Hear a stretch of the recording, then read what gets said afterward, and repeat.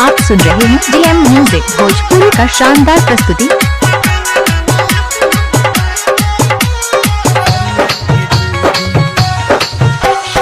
अखिया के नींद चैनो दिल के उड़ाती है, अखिया के नींद चैनो दिल के उड़ाती है। खेसरिया के दीदी, खेसरिया के दीदी सपना में आती है। खेसरिया के बहिन सपना में आती है। खेसरिया के दीदी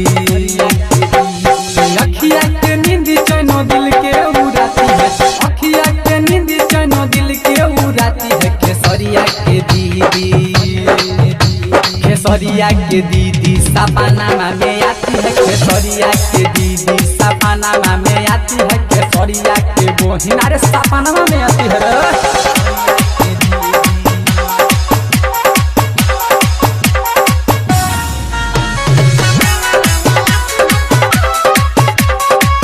आप सुन रहे हैं जीएम म्यूजिक भोजपुरी का शानदार प्रस्तुति।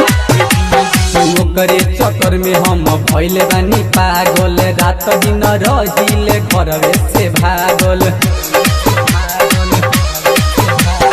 ओकरे चक्कर में हम भइले बानी पागल, रात दिन रहिले घरवे से भागल। लागत दिलवा के दर्द बढ़ाती है, लागत दिलवा के दर्द बढ़ाती है। खेसरिया के दीदी, खेसरिया के दीदी सपना में आती है। खेसरिया के दीदी सपना में आती है। खेसरिया के बहिन अरे सपना में आती है।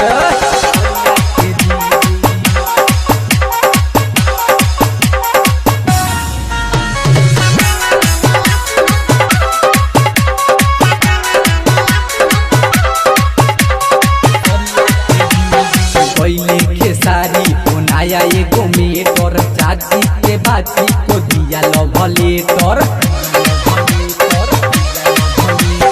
पहले खेसारी बनाया एगो मेटर, चाची को बाची को दिए लव लेटर। परवीन गौतम को मिलन है बुलाती है, परवीन गणेश को मिलन है बुलाती है। खेसरिया के दीदी, खेसरिया के दीदी सपना में आती है। खेसरिया के दीदी सपना में आती है। खेसरिया के बहिन अरे सपना में आती है।